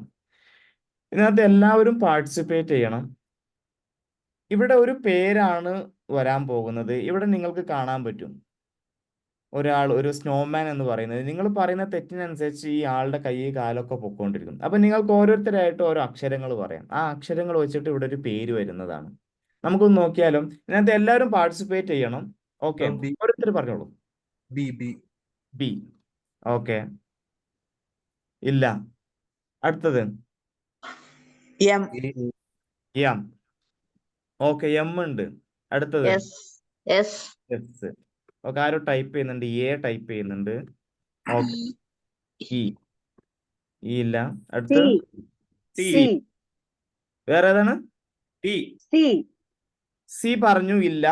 ഇവിടെ നോക്കൂ, സി പറഞ്ഞു. ഡി ഇല്ല. ഡബ്ല്യു ഓക്കെ, ഇല്ല. എഫ് എഫ് ഇല്ല. എം ഇല്ല. ഐ പറഞ്ഞു, അല്ല ഡി പറഞ്ഞു, ഐ പറഞ്ഞില്ല. എൽ ഉണ്ട്. അടുത്തത് എച്ച് പറയുന്നുണ്ട്. എച്ച് പറഞ്ഞാണോ? ഇല്ല, എച്ച് പറഞ്ഞിട്ടില്ല. എച്ച് ഉണ്ട്. ഓ പോയി, നമ്മളെ സ്നോമാൻ ചത്തുപോയി. അപ്പൊ ഒന്നുകൂടെ നോക്കാം നമുക്ക്. ഓക്കെ, ഇനി ഞാൻ ഇതിനകത്ത് നിങ്ങൾക്ക് പറയുമ്പോൾ നിങ്ങൾക്ക് ഒരു ടിപ്പും കൂടെ തരുന്നുണ്ട്. 2007 Sangeetha Nataka academy award Kathakali artist ആണ്. ഇനി സൂക്ഷിച്ച് പറയണം, 2007 സംഗീത നാടക അക്കാദമി അവാർഡ് കിട്ടിയ ഒരാളാണ് കഥകളി ആർട്ടിസ്റ്റ്. ഓക്കെ, തുടങ്ങാം. എന്നാ ആദ്യം പറയൂ, ഏതാണ് ആദ്യം ടൈപ്പ് ചെയ്യേണ്ടത്? ടി. ആർ. ഓക്കെ, ആറില്ല. എ കെ ആ K K okay M M okay K A A പറഞ്ഞു ഐ ഐ ഓക്കെ ഐ ഉണ്ട്. അടുത്തത് പി ഈ ആ സി ഉണ്ട്. സി ഇല്ല. ഓ ഓ ഓക്കെ അടുത്തത് നീ വി വായിച്ചു ഏതാണ് വി വി വി ആര് ജി പറഞ്ഞു. ഓക്കെ ഏതാണ് വി ആണോ പറഞ്ഞത്? ആ വി ഇല്ല. നെക്സ്റ്റ് 2007 സംഗീത നാടക ഗോപി എന്ന് വന്നിട്ടുണ്ട്. കെ കെ പറഞ്ഞിട്ടുണ്ട്. Okay Kalamandalam Gopi. R R ആ എല്ലാം കലാമണ്ഡലം ഗോപി ക്ലിയർ ആണല്ലോ. സോ ഈ ആ എക്സസൈസ് ഞാൻ ചെയ്യിപ്പിച്ചത് എന്താ വെച്ചാല് പല ആളുകളും നമ്മളെ സ്റ്റോക്ക് മാർക്കറ്റിൽ ഇൻവെസ്റ്റ് ചെയ്യുമ്പോൾ ബ്ലൈൻഡ്ലി ഇൻവെസ്റ്റ് ചെയ്യുന്ന കുറെ ആളുകളുണ്ട്. ഇതേപോലെ ഇപ്പൊ കുറെ ആളുകൾ ഇങ്ങനെ അക്ഷരങ്ങൾ ഇതിനകത്ത് ആദ്യം പറഞ്ഞല്ലോ, വെറുതെ കുറെ അക്ഷരങ്ങൾ പറഞ്ഞു, എന്തെങ്കിലും വരികയാണെങ്കിൽ വരട്ടെ എന്ന് പറഞ്ഞിട്ട് അല്ലേ അത്ര അല്ലേ. അപ്പൊ ഇതേപോലെയാണ് പല ആളുകളും നമ്മൾ കാണുന്ന പല കമ്പനികളും പൈസ കൊണ്ടുപോയിട്ട് ഇൻവെസ്റ്റ് ചെയ്തിട്ട് നമ്മളെ സ്നോമാൻ ചത്ത പോലെ നമ്മുടെ കയ്യിലുള്ള ഇൻവെസ്റ്റ്മെന്റുകളൊക്കെ എന്താവും, തീരും. അപ്പോഴായിരിക്കും നമ്മൾ മുകളിലേക്ക് നോക്കുന്ന, അയ്യോ നമ്മുടെ പൈസ എല്ലാം എങ്ങനെയൊക്കെയോ ഇൻവെസ്റ്റ് ചെയ്തു. എന്നാൽ രണ്ടാമത്തെ പ്രാവശ്യം നമ്മൾ നോക്കിയപ്പോൾ എന്ത് ചെയ്തു, ഒരു ടിപ്സ് എടുത്തു അല്ലേ, ഒരു ടിപ്സ് എടുത്തല്ലോ 2007 കലാമൺ ആർട്ടിസ്റ്റ് കഥകളി ആർട്ടിസ്റ്റ് എന്നത്. അപ്പൊ നമ്മൾ കുറച്ചും കൂടെ ഒന്ന് ആലോചിക്കാൻ തുടങ്ങി. അപ്പോൾ ചില ആളുകൾ പറഞ്ഞു PI എന്ന് വന്നപ്പോൾ നമ്മൾ അവർ ആലോചിച്ചു പറഞ്ഞു, ഓക്കെ ഇനി എന്തൊരു PI ഗോപി. പിന്നെ ബാക്കിയുള്ളതോടെ കേട്ടപ്പോൾ പെട്ടെന്ന് പറഞ്ഞു എന്താ പറയാ, ആ ആളുടെ പേര് പറയുന്നുണ്ട്. അപ്പൊ ഇതുപോലെയാണ് നമ്മൾ ഏത് ഇൻവെസ്റ്റ്മെന്റ് നോക്കുകയാണെങ്കിലും നമ്മൾ എന്ത് ചെയ്യണം, നമ്മൾ അതിനെപ്പറ്റി പഠിക്കണം, നമുക്ക് അതിനെപ്പറ്റിയുള്ള അറിവുകൾ നമ്മൾ നേടണം. പിന്നെ നമ്മൾ ഈ നേരത്തെ നോക്കിയ പോലെ PI വന്നപ്പോൾ ഗോപി എന്ന് പറഞ്ഞ പോലെ തന്നെ നമ്മൾ അതിന്റെ മൂവ്മെന്റ് അതായത് നമ്മളെ ഗവൺമെന്റ് എത്രത്തോളം സപ്പോർട്ട് ചെയ്യുന്നുണ്ട്, ഗവൺമെന്റ് റൂൾസ് കാര്യങ്ങളൊക്കെ ഇതിനെ സപ്പോർട്ട്. ഇപ്പൊ റിന്യൂവബിൾ എനർജി ഏറ്റവും ടോപ്പിൽ വന്ന കമ്പനിയാണ് IREDA, ബഷീർക്കൊക്കെ അറിയായിരിക്കും. അപ്പോൾ റിന്യൂവബിൾ എനർജിയിൽ നമ്മൾ കൂടുതൽ ഇൻവെസ്റ്റ്മെന്റ് കമ്പനി ഗവൺമെന്റ് ഫോക്കസ് ചെയ്യുമ്പോൾ അങ്ങനത്തെ കമ്പനികൾ ഇൻവെസ്റ്റ് ചെയ്യാം. അപ്പൊ നമ്മൾ ഇൻവെസ്റ്റ്മെന്റിനെ നമ്മൾ എപ്പോഴും എന്താ പറയാ, ഗവൺമെന്റ് പോളിസികൾ, അതായത് ഇനി അങ്ങോട്ടുള്ള മേഖല, അതായത് റിന്യൂവബിൾ എനർജിയാണ് ഇനി അങ്ങോട്ട് നമുക്ക് ഏറ്റവും ബൂമായി പോകുന്നത്, ഇതൊക്കെ നോക്കിയിട്ട് നമ്മൾ അറിവുകൾ നേടിക്കൊണ്ട് അതിനനുസരിച്ച് നമ്മൾ നമ്മുടെ ഇൻവെസ്റ്റ്മെന്റ് മുന്നോട്ട് പോവുക. ഞാൻ അറിയാം നെക്സ്റ്റ് മ്യൂച്വൽ ഫണ്ടാണ് പോകേണ്ടത്. നമ്മുടെ സമയപരിധി കൊണ്ട് ഞാൻ ഇവിടെ നിർത്തുകയാണ്. നമുക്ക് വീണ്ടും കാണാം മ്യൂച്വൽ ഫണ്ടിനെ പറ്റിയുള്ള ഡീറ്റെയിൽഡ് ആയിട്ടുള്ള ഡിസ്ക്രിപ്ഷനും അതുപോലെ എങ്ങനെ ഫണ്ട് സെലക്ട് ചെയ്യാം എന്നുള്ളതിന് മുന്നേ തൽക്കാലം ഞാൻ ഇവിടെ സ്റ്റോപ്പ് ചെയ്യാണ്. അപ്പോൾ സ്റ്റോക്കിനെ പറ്റിയുള്ള ഏകദേശം എന്തെങ്കിലും ഡൗട്ടുകൾ ഉണ്ടെങ്കിൽ നിങ്ങൾക്ക് ചോദിക്കാം. എനിക്കൊന്ന് കുറച്ചും കൂടെ സമയമേ നമുക്കുള്ളൂ, 6:24 ആയിട്ടുണ്ട്. അപ്പൊ എനിക്ക് തോന്നുന്നു സ്റ്റോക്കിനെ പറ്റിയുള്ള ഏകദേശമുള്ള കുറച്ച് കാര്യങ്ങളൊക്കെ എനിക്ക് പറഞ്ഞു തരാൻ പറ്റിയെന്ന് എനിക്ക് തോന്നിയിട്ടുണ്ട്. ഇനി നിങ്ങളുടെ പോസിറ്റീവും നെഗറ്റീവ് ആയിട്ടുള്ള കമന്റുകൾ എന്തായാലും നിങ്ങൾ പറയണം, അതിനനുസരിച്ച് ഞാൻ ഒന്നുകൂടെ ബെറ്റർ ആക്കാം. നെക്സ്റ്റ് സെഷനിൽ നമുക്ക് മ്യൂച്വൽ ഫണ്ടിനെ പറ്റി നമുക്ക് ഡീറ്റെയിൽ ആയിട്ട് കവർ ചെയ്യാം. ഓക്കെ, എല്ലാവർക്കും ഏറ്റവും കൂടുതൽ ഇംപ്രസ് ആയിട്ടുള്ള കാര്യങ്ങളാണ്. സ്റ്റോക്കിൽ മെയിനായിട്ട് പറയുന്നത് ബഷീർക്കെ പോലെ എന്നല്ല, നമ്മൾ അതിനെക്കുറിച്ച് കൂടുതൽ നമ്മൾ പഠിക്കണം, എന്നിട്ട് നമുക്ക് ഇൻവെസ്റ്റ് ചെയ്യുന്നതാണ്. കാരണം അതിനായിട്ട് ഒരുപാട് പൊട്ടൻഷ്യൽ റിട്ടേണും ഉണ്ട്, റിസ്ക്കും ഉണ്ട്. അപ്പോൾ എല്ലാവർക്കും ഇതിനെപ്പറ്റി പഠിച്ച് ഇൻവെസ്റ്റ് ചെയ്യാനുള്ള നല്ലൊരു ഭാവി ഉണ്ടാവട്ടെ എന്ന് ആശംസിച്ചുകൊണ്ട് നിർത്തുന്നു. നന്ദി, നമസ്കാരം.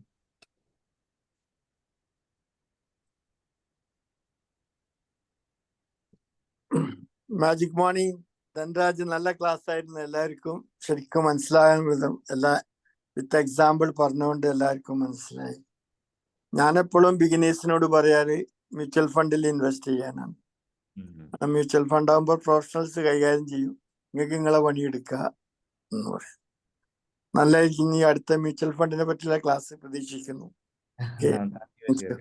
ബഷീർഖാന്റെ നമ്പർ ഇവരോട് ചോദിച്ചാൽ മതി അല്ലേ? ഓക്കെ, ഞാൻ നമ്പർ ആരോ ചോദിക്കുന്നുണ്ട്, ഞാൻ ടൈപ്പ് ചെയ്യുന്നുണ്ട്. സ്റ്റോക്ക് മാർക്കറ്റിംഗ് ചെയ്യാൻ പറ്റിയ മ്യൂച്വൽ ഫണ്ടൊക്കെ ചെയ്യാൻ പറ്റിയ പ്ലാറ്റ്ഫോം ഏതാണ്? നല്ല പ്ലാറ്റ്ഫോം ഏതാണ്? ഓക്കെ, പ്ലാറ്റ്ഫോമിനെ പറ്റി പറയുകയാണെങ്കിൽ നമുക്ക് ഏതും യൂസ് ചെയ്യാം. ഇപ്പം നമുക്ക് സെറോദ, ഇപ്പം നമ്മൾ ബ്രോക്കേഴ്സ് നോക്കുകയാണെങ്കിൽ ഫ്രീ ബ്രോക്കേഴ്സ് ഉണ്ട്, നമ്മുടെ ഗവൺമെന്റ് റിലേറ്റഡ് ബ്രോക്കേഴ്സ് ഉണ്ട്, അതായത് HDFC, ICIC ഇതൊക്കെ. അപ്പൊ അവര് ഒരു ഇയർലി ചാർജ് ചെയ്യുന്നുണ്ട്. ബഷീർക്ക് 1000 അല്ലേ HDFC ഇപ്പോൾ ചാർജ് ചെയ്യുന്നത്? അതെ അതെ അതെ, 1000 രൂപ ഇയർലി ചാർജ് ചെയ്യുന്നുണ്ട്. സീറോ ബ്രോക്കേഴ്സ് എന്ന് പറഞ്ഞാൽ നമ്മുടെ സെറോദ, അതുപോലെ അപ്സ്റ്റോക്സ്, ഇപ്പൊ ഞാൻ കാണിച്ച ഗ്രോ, ഇതൊക്കെ ഉണ്ട്. ഇവരൊന്നും ഒന്നും ചാർജ് ചെയ്യുന്നില്ല, ട്രേഡ് ചെയ്യുന്നതിനനുസരിച്ചുള്ള പൈസയേ ഉള്ളൂ. പക്ഷേ എനിക്കൊന്ന് റിസ്ക് ഉണ്ട് എന്ന് പറയാൻ പറ്റില്ല. പക്ഷെ അതൊരു കമ്പനിയാണ്, പ്രൈവറ്റ് കമ്പനി. പക്ഷെ നിങ്ങളുടെ സ്റ്റോക്ക് ഒന്നും ഇവർ ഹോൾഡ് ചെയ്യുന്നില്ല, ഈ നിങ്ങളുടെ എമൗണ്ട് ഒന്നും ഇവർ ഹോൾഡ് ചെയ്യുന്നില്ല. എല്ലാം നിങ്ങൾ NSDL, CDSL എന്ന ഗവൺമെന്റ് ഡെപ്പോസിറ്ററിയിലാണ്. അതുകൊണ്ട് പേടിക്കേണ്ട ആവശ്യമില്ല. അല്ല നമ്മ ബഷീർക്ക് നമുക്ക് അങ്ങനെ തന്നെ പറയാം അല്ലേ? അതെ പേടിക്കേണ്ട ആവശ്യമൊന്നുമില്ല. പക്ഷെ ഇങ്ങനത്തെ ഒരു ഇതുണ്ട്, അതായത് നമുക്ക് ഏർലി IPO ഒക്കെ അപ്ലൈ ചെയ്യണമെങ്കിൽ നമുക്ക് ഒന്നുകൂടെ നല്ലത് HDFC ഇങ്ങനത്തെ കാര്യങ്ങളൊക്കെയാണ് എന്ന് വേണമെങ്കിൽ നമുക്ക് പറയാം. അത്രേ ഉള്ളൂ. ഇഷ്ടം പോലെ പ്ലാറ്റ്ഫോം ഉണ്ട്. ഇതല്ല ഏഞ്ചൽ ബ്രോക്കേഴ്സ്, ഫ്ലയേഴ്സ്, ഒരുപാട് പ്ലാറ്റ്ഫോം ഉണ്ട്. നിങ്ങൾക്ക് ഏതിൽ വേണമെങ്കിലും നിങ്ങൾക്ക് അക്കൗണ്ട് ഓപ്പൺ ചെയ്യാം. വളരെ സിമ്പിൾ ആണ് പ്രോസസ്സുകളൊക്കെ. Okay, next. നിങ്ങൾക്ക് പോസിറ്റീവും നെഗറ്റീവും ഫീഡ്ബാക്ക് പറയാം. എന്തെങ്കിലും മാറ്റങ്ങൾ ഞാൻ വരുത്തണമെങ്കിൽ, ഞാൻ പറഞ്ഞു തരുന്നതിൽ എന്ത് കൂടുതലുണ്ടോ കുറവുണ്ടോ എന്തുണ്ടെങ്കിലൊക്കെ പറയാം. Hello, okay magic Sindhu. Morning. ഞാൻ ഇങ്ങനത്തെ ക്ലാസ് ഞങ്ങൾക്ക് ബഷീർ സാറിന്റെ വക കിട്ടിയിരുന്നു. അപ്പൊ ഞാൻ ഈ ഒരു പ്ലാറ്റ്ഫോമിലേക്ക് വന്നിട്ട് 3 വർഷമായിട്ടുള്ളൂ. പക്ഷെ സത്യം പറഞ്ഞാൽ ഇതുവരെയും ഒരു രൂപ പോലും സമ്പാദിക്കാൻ നമ്മളെ കൊണ്ട് പറ്റിയിട്ടില്ല. ഞാൻ 2007 അംഗൻവാടി ടീച്ചറായിട്ട് പെർമനന്റ് ആയതാണ്. അന്ന് തൊട്ട് ഇന്ന് വരെയും നമുക്ക് ചെലവുകൾ തന്നെയുള്ളൂ. കാരണം അതൊന്നും ഒരു 500 രൂപയെങ്കിലും മാറ്റി വെക്കട്ടെ എന്ന് നമുക്ക് തോന്നിയിരുന്നില്ല എന്നുള്ളതല്ല, കിട്ടുന്ന പൈസ നമുക്ക് തികയില്ല. അപ്പൊ പിന്നെ അതിന് ചെയ്തിരുന്നില്ല. പക്ഷെ ഇന്നേക്ക് അത് ഭയങ്കര നഷ്ടം തോന്നുക. നമ്മൾ ഈ ഒരു ഇതിൽ വന്നതിന് ശേഷം ഈ ഒരു ക്ലാസ്സുകൾ കേൾക്കുമ്പോ ആണ് നമുക്ക് തോന്നിയിരുന്നത് എങ്ങനെ ചെലവാക്കിയാലും ഒരു 500 രൂപയെങ്കിലും എവിടെയെങ്കിലും ഇട്ട് വെക്കുകയായിരുന്നെങ്കിൽ എന്തെങ്കിലുമൊക്കെ ആയിരുന്നു എന്നുള്ളത് തോന്നുന്നതാണ്.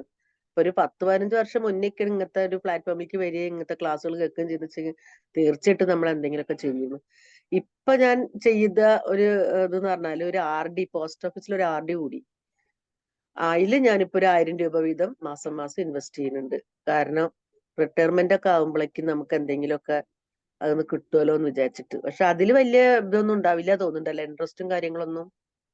അതില് റിട്ടേൺസ് ഉണ്ട്, ഇല്ല എന്ന് പറയില്ല, കുറവാണ് കമ്പാരിറ്റീവ്ലി നമ്മുടെ സ്റ്റോക്കിന്. പക്ഷെ നമുക്ക് സേഫ് ആയിട്ടുള്ള ഒരു ഇൻവെസ്റ്റ്മെന്റ് ആണെന്ന് പറയാം. നിങ്ങൾക്ക് മ്യൂച്വൽ ഫണ്ട് നോക്കാം, വളരെ നല്ല ഒരുപാട്. അത് ഞാൻ സാറേ ഇപ്പൊ കഴിഞ്ഞ ആഴ്ചയിൽ ഞാൻ SBI പോയപ്പോ മ്യൂച്വൽ ഫണ്ടിനെ പറ്റിയിട്ട് ഞാനൊന്ന് അവിടെ ചോദിച്ചപ്പോ ഒരു ലേഡിയോടെ ചോദിച്ചപ്പോ ഒരു പറഞ്ഞു അതിനായിട്ടൊരു സെക്ഷൻ വേറെ ഉണ്ട് മാം, ഒന്ന് രാവിലെയൊക്കെ വരികയാണെങ്കിൽ സാറിനായിട്ടൊന്ന് സംസാരിക്കാൻ പറ്റും എന്ന് പറഞ്ഞു. അതിനെ പറ്റിയിട്ട് എനിക്ക് കൂടുതലൊന്നും കൂടി അറിയാൻ ഞാൻ സാറിനെ പേഴ്സണലായിട്ട് വിളിക്കാം. ഓക്കെ, അപ്പൊ ഒന്ന് പറഞ്ഞു തന്നാൽ മതി. അടുത്ത സ്ലൈഡുകൾ അതാണ്. നമ്മുടെ സമയപരിധി കൊണ്ട് ഞാൻ നിർത്തിയതാണ് മ്യൂച്വൽ ഫണ്ടിനെ പറ്റി. ആയിക്കോട്ടെ, അപ്പൊ എന്തായാലും അങ്ങനെ ചെയ്യാം. പിന്നെ സാറ് പറഞ്ഞ വാക്കുകളിൽ കുറച്ച് കാര്യങ്ങൾ എന്ന് പറഞ്ഞാല് എനിക്ക് ഏറ്റവും കൂടുതൽ ഹാർട്ട് ചെയ്ത കാര്യം എന്ന് പറഞ്ഞാല് ഇന്നത്തെ തലമുറ കുട്ടികൾ നോക്കുന്നു ഒരു വിശ്വാസവും ഇല്ല. നാളെ തീരെ ഇല്ല. ഇന്ന് ഇത്ര ഇല്ലെങ്കിൽ നാളെ തീരെ ഇല്ല. കാരണം നമ്മൾ എവിടെയെങ്കിലും 10 റിയാലിറ്റി രൂപ ആണ്, നമ്മൾ തിരിച്ചറിയാന്നുള്ളൂ. അതെ പണ്ട് എന്ന് പറഞ്ഞാൽ ഇപ്പൊ നമ്മളൊക്കെ നമ്മളെ അമ്മേനെയും അച്ഛനെയും ഒക്കെ മറ്റുള്ളവരെയൊക്കെ നമ്മൾ നല്ലോണം കെയർ ചെയ്യുന്നുണ്ടെങ്കിൽ ഈ ഒരു തലമുറയിൽ ഇത് തീരെ നമ്മൾ പ്രതീക്ഷിക്കുന്നില്ല. ഒരിക്കലും ആ ഭാഗം നമ്മൾ ചിന്തിക്കേണ്ടെന്നുള്ളതാണ്. അപ്പൊ നമ്മുടേതായ ഇപ്പൊ എന്റെ ഹസ്ബൻഡിന് ഇവിടെ പെൻഷൻ കിട്ടുന്നുണ്ട്. അപ്പൊ ഞാൻ അവരോട് പറഞ്ഞ് 1600 ഉറുപ്പിക പെൻഷൻ കിട്ടുന്നുണ്ട് മാസം. ഞാൻ അവരോട് പറഞ്ഞു നിങ്ങളൊരു കാര്യം ചെയ്യുക, ഒരു അക്കൗണ്ട് തുടങ്ങിയിട്ട് അതിൽ ഇട്ട് വെക്ക്. ഇപ്പൊ ആരോഗ്യമുണ്ട് ജോലി ചെയ്യാൻ, ഇപ്പൊ അതുകൊണ്ട് പോട്ടെ, ഈ കിട്ടുന്ന പൈസ ഒന്നെങ്കിൽ ബാങ്കിലേക്ക് എന്നെ ഡെപ്പോസിറ്റ് ചെയ്യാനുള്ള ഇത് നോക്കുക. അല്ലെങ്കിൽ അവരോട് തന്നെ പറഞ്ഞാൽ അവര് നേരിട്ട് അങ്ങനെ ചെയ്യും. പറഞ്ഞെടുക്കില്ല ബാങ്കിൽ ഡെപ്പോസിറ്റ് ചെയ്യരുത് എന്നാണ് നമ്മൾ ഇൻവെസ്റ്റേഴ്സ് അല്ലേ ബഷീർക്കാ പറയുന്നത്. പറയണത് അല്ലേ. പൈസ പോട്ടെ, നമുക്ക് ബാങ്കിൽ ഇടാലോ, നമുക്ക് എന്തേലും ചെയ്യാലോ, എന്തായാലും എവിടെയെങ്കിലും ഒന്ന് ഇൻവെസ്റ്റ് അതെ, ചെയ്യാലോ. നിങ്ങൾക്കത് ഇൻവെസ്റ്റ് ചെയ്യാം. നിങ്ങൾക്ക് പെട്ടെന്ന് ലിക്വിഡിറ്റി കിട്ടുന്ന ഫണ്ടുകൾ ഇഷ്ടം പോലെ ഉണ്ട്. അതിനകത്ത് ഇൻവെസ്റ്റ് ചെയ്താൽ മതി. നിങ്ങൾക്ക് ഏത് മൊമെന്റിലും പോയിട്ട് പൈസ വിത്ഡ്രോ ചെയ്യാൻ പറ്റുന്നതാണ്. അല്ലേ ബഷീർക്കാ? അപ്പൊ അവരതൊന്നും എടുക്കണില്ല പറഞ്ഞാല്. അപ്പൊ പിന്നെ എന്താ വെച്ചാ വരുന്ന പോലെ നടക്കട്ടെ. അപ്പൊ നമ്മളെ പറയാനല്ലേ പറ്റുള്ളൂ. അപ്പൊ ഞാൻ എന്തായാലും ഇങ്ങനെ ഒരു സംഭവം ചെയ്തിട്ടുണ്ട്. 5 വർഷത്തേക്ക് ഇട്ടിട്ടുള്ളത്. അപ്പൊ അത് കഴിഞ്ഞാൽ പിന്നെ വേറെ എന്താ വേണ്ടെന്നുള്ള നമുക്ക് ആലോചിക്കാവുന്നുള്ളൂ. അപ്പൊ ഞാൻ സാറിനോട് എന്തായാലും പേഴ്സണലായിട്ട് വിളിച്ചാൽ മ്യൂച്വൽ ഫണ്ടിന്റെ കാര്യങ്ങളൊക്കെ ഒന്ന് അറിയണം എന്നുണ്ട്. അപ്പൊ ഞാൻ ചോദിച്ചോളാം. പിന്നെ എന്ന് പറഞ്ഞാൽ ഇപ്പൊ ലാസ്റ്റ് കാണിച്ച ഒരു സംഭവം, അത് സാറ് നല്ലൊരു എക്സാമ്പിൾ ആണ് കാണിച്ചു തന്നത്. കാരണം നമുക്ക് നന്നായി മനസ്സിലാക്കാൻ പറ്റിയ ഒരു എക്സാമ്പിൾ ആയിരുന്നത്. അക്ഷരങ്ങള് പെറുക്കി നമ്മൾ ചെയ്ത കാര്യങ്ങൾ അതേപോലെയാണെന്നുള്ളതാണ് ഇപ്പൊ സാറ് പറഞ്ഞു തന്നതിന്റെ അർത്ഥം എന്ന് മനസ്സിലായി. നല്ല ക്ലാസ് ആയിരുന്നു സാറേ. Okay, thank U. കണ്ടിന്യൂ ആയിട്ട് അടുത്ത ഒരു സെക്ഷൻ കൂടി ഞങ്ങൾക്ക് തരണം. Okay, Sure. Thank you sir. Thank you all. Thank Thank you. you. Thank you so much. Okay Sindhu ma'am, thank you. Feedback സെക്ഷന് ഞാൻ മാജിക് ആരും മണി വിളിച്ചിട്ടില്ലായിരുന്നില്ല. മണി സർ പറഞ്ഞോളൂ. മാജിക് മണി സാർ നല്ലൊരു ക്ലാസ് ആയിരുന്നു. ഒരു ഇൻവെസ്റ്റ്മെന്റ് പോളിസിയും ബേസിക് ആയിട്ടുള്ള എല്ലാ കാര്യങ്ങളും വളരെ നല്ല രീതിയിൽ പ്രസന്റ് ചെയ്തിട്ടുണ്ട്. എവിടെയൊക്കെ നമുക്ക് ഇൻവെസ്റ്റ് ചെയ്യാം, എന്തൊക്കെ കാര്യങ്ങളിൽ സ്റ്റോക്ക് ആയാലും ബോണ്ട് ആയാലും ഗോൾഡ്, റിയൽ എസ്റ്റേറ്റ്, അങ്ങനെയുള്ള പല രീതിയിലും ഇൻവെസ്റ്റ് ചെയ്യാവുന്നു. അതിൻ്റെ എങ്ങനെയൊക്കെ റിട്ടേൺ വരിക എന്നുള്ളതാണ്. ക്യാപിറ്റൽ അപ്രീസിയേഷൻ, ഡിവിഡൻഡ്, അങ്ങനെ പല കാര്യങ്ങളും വളരെ വ്യക്തമായിട്ട് നീറ്റായിട്ട് പറഞ്ഞു തന്നിട്ടുണ്ട്. പ്രത്യേകിച്ച് ആ ആക്ടിവിറ്റിയും കൂടി ആയപ്പോൾ നമ്മൾ അതിനെപ്പറ്റി അറിയണം, പഠിക്കണം, അതിന് ശേഷം ഇൻവെസ്റ്റ് ചെയ്യുക എന്നുള്ളതാണ്. അപ്പൊ ഇത്രയും മനോഹരമായ രീതിയിൽ സാറ് പ്രസന്റ് ചെയ്തതിന് വളരെയധികം നന്ദി. Thank you very much. Thank you. Thank you, Mani sir. Thank you Mani sir. അപ്പൊ ഇനി ഫീഡ്ബാക്ക് പറയാൻ അല്ലെങ്കിൽ ഇതുപോലെ ഡൗട്ട്സ് എന്തെങ്കിലും ചോദിക്കാനുള്ള ആരെങ്കിലും ഉണ്ടെങ്കിൽ പെട്ടെന്ന് ഹാൻഡിൽ ചെയ്യാം. ഇല്ലാന്നുണ്ടെങ്കിൽ നമുക്ക് വൈൻഡപ്പ് ചെയ്യാം. ടൈം ഓൾമോസ്റ്റ് ആയിട്ടുണ്ട്. സോ ഇനി ആരെങ്കിലും ഉണ്ടോ? Megha ma'am. Hi, good morning. സാറിന്റെ ക്ലാസ് കേട്ട് വളരെ ഉപകാരമുള്ളതാ. സാധാരണ നമുക്ക് ചിട്ടി പിടിച്ച് ലോൺ പിടിച്ച് എന്തെങ്കിലും കുറച്ച് കാശ് കിട്ടിയാൽ ഓടിപ്പോയി സ്വർണം വാങ്ങിക്കും. അല്ലെങ്കിൽ അത് അത്യാവശ്യമുള്ള ആർക്കെങ്കിലും കൊടുത്ത് അത് എങ്ങനെയാണ് അത് ചെലവാകുന്നതെന്ന് അറിയില്ല. കുറച്ച് കാശ് കൈ കിട്ടിയാൽ പിന്നെ അതിനെക്കുറിച്ച് തിരിഞ്ഞു നോക്കണ്ട, ചെലവാകാനാണോ പാട്. പക്ഷെ ഇപ്പൊ കേട്ടപ്പോ തോന്നുന്നു എന്തെങ്കിലും നമുക്ക് സമ്പാദിക്കേണ്ടതായിരുന്നു എന്ന്. അതിനുവേണ്ടി എന്താ ചെയ്യേണ്ടതെന്ന് സാറ് പറഞ്ഞു. പക്ഷെ ഈ ഷെയർ മാർക്കറ്റ് ഒക്കെ ഇപ്പോഴാ കേട്ടിട്ടുണ്ട്. പക്ഷെ അതിനെക്കുറിച്ചൊക്കെ ഒരു ഭയത്തോടെ, അയ്യോ ഇനി ഇട്ട് പൈസ പോവോ എന്നൊക്കെ. എന്തായാലും നല്ലൊരു ക്ലാസ് ആയിരുന്നു. ഇനി നമുക്ക് എങ്ങനെയെങ്കിലും സമ്പാദിക്കുന്നതിനെ കുറിച്ച് ചിന്തിക്കണം. സിന്ധു മാം പറഞ്ഞതുപോലെ എന്തെങ്കിലും ഉണ്ടെങ്കിൽ അവസാന കാലം അല്ലെങ്കിൽ നമ്മുടെ മക്കൾക്കെങ്കിലും അത് ഉപകരിക്കുമല്ലോ. നല്ലൊരു ക്ലാസ് ആയിരുന്നു. Thank you sir. Okay, thank U Megha ma'am. Divya ma'am. Hello, magic morning sir. നല്ലൊരു ക്ലാസ് ആയിരുന്നു. സ്റ്റോക്ക് മാർക്കറ്റിനെ കുറിച്ചും എന്താ പറയാ, ഇൻവെസ്റ്റ് ചെയ്യുന്ന പല പല മേഖലകളെ കുറിച്ചും പറഞ്ഞു തന്നതിന് ഒരുപാട് നന്ദി. ഈ മ്യൂച്വൽ ഫണ്ടിനെ കുറിച്ചും കുറച്ചും കൂടി ഒന്ന് അറിയാൻ താല്പര്യമുണ്ട്. പിന്നെ അവസാനം കാണിച്ച ഡ്രോയിങ് എന്ന് പറഞ്ഞ പോലെ നമുക്ക് ഒരുപാട് ആളുകൾ നമ്മൾക്ക് എന്താ പറയാ അറിയാതെ ഒരു കാര്യങ്ങളിൽ ഇടും. അത് കഴിഞ്ഞതിന് ശേഷം അത് ലോസ് ആവുമ്പോൾ പറയും പിന്നെ സ്റ്റോക്ക് മാർക്കറ്റ് ലോസ് ആണ് എന്ന് പ്രചരിപ്പിക്കും. അപ്പൊ ഇതിനെക്കുറിച്ച് നല്ല രീതിയിൽ അറിഞ്ഞതിന് ശേഷം വേണം ഡെപ്പോസിറ്റ് ചെയ്യണമെങ്കിൽ. എങ്കിൽ മാത്രമാണ് നമുക്കതിൽ നിന്ന് എത്ര രീതിയിൽ റിട്ടേൺ കിട്ടുള്ളൂ എന്ന് മനസ്സിലാക്കേണ്ടത്. പിന്നെ ചുരുങ്ങിയ കാലയളവിലേക്ക് ഡെപ്പോസിറ്റ് ചെയ്യുന്നതിനേക്കാൾ കൂടുതൽ നല്ലത് ലോങ് ടേം ഇൻവെസ്റ്റ്മെന്റ് ആണ്. ലോങ് ടേം എന്ന് തോന്നിയിട്ടുണ്ട്.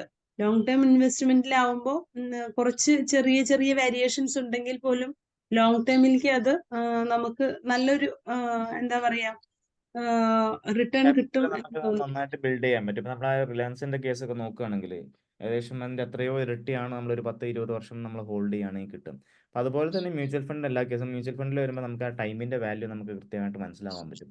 അതായത് ഏർലി സ്റ്റേജിൽ സ്റ്റാർട്ട് ചെയ്യാണ് തന്നെ ഏറ്റവും നല്ലത്. അതെ, തീർച്ചയായിട്ടും. നമുക്കെന്ന് വെച്ച് കഴിഞ്ഞാൽ ഒരു സമയം കഴിഞ്ഞതിന് ശേഷമാണ് നമ്മൾക്ക് ഇതുപോലെയുള്ള നോളജുകൾ കിട്ടുന്നത്.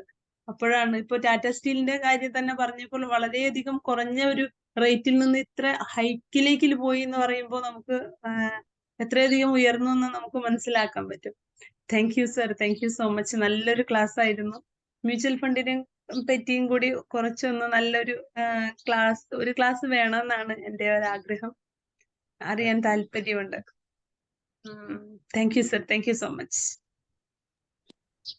Okay, thank you Divya ma'am. അപ്പൊ ഇനി ഫീഡ്ബാക്ക് പറയാൻ ആരെങ്കിലും ഉണ്ടോ? എനിബഡി? ഹമീദ് സർ ഒന്ന് അൺമ്യൂട്ട് ചെയ്ത് സംസാരിക്കാമോ? ഹമീദ് സർ.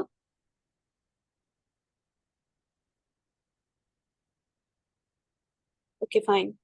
ഓക്കെ, അപ്പം ഇന്ന് നല്ലൊരു ഇൻവെസ്റ്റ്മെന്റിനെ കുറിച്ച് നല്ലൊരു സെഷൻ തന്നെ നിങ്ങൾക്ക് കിട്ടി അല്ലെ? ഓക്കെ, അപ്പൊ ഇനി മ്യൂച്വൽ ഫണ്ടിനെ കുറിച്ചിട്ടും നിങ്ങൾ റിക്വസ്റ്റ് ചെയ്യുന്നത് ഞങ്ങൾക്ക് കിട്ടും. സോ നമുക്ക് വൈകാതെ തന്നെ അതിനു വേണ്ടി വെയിറ്റ് ചെയ്യാം. അപ്പോൾ ഈ ഒരു സെഷൻ നമുക്ക് ഇനി വൈൻഡപ്പ് ചെയ്യാം അല്ലെ? ടൈം ഓൾമോസ്റ്റ് ആയിട്ടുണ്ട്. ഓക്കെ അല്ലേ എല്ലാവരും? വൈൻഡപ്പ് ചെയ്തോട്ടെ? Okay, fine. ഓക്കെ, ഓക്കെ, അപ്പം ഇന്നത്തെ ഈ ഇൻവെസ്റ്റ്മെന്റിനെ കുറിച്ച് ഡീറ്റെയിൽ ആയിട്ട് സംസാരിച്ച സൈനുദ്ദീൻ സാറിനും അതുപോലെ ഈ ഒരു സെഷനിൽ പങ്കെടുത്ത എല്ലാ ബി മാജിക് മെമ്പേഴ്സിനും thank you all, thank you so much, have a nice day, bye. Thank you all. Thank you, sir. Thank you. Yeah. Thank you. Thank you, sir. Thank you all.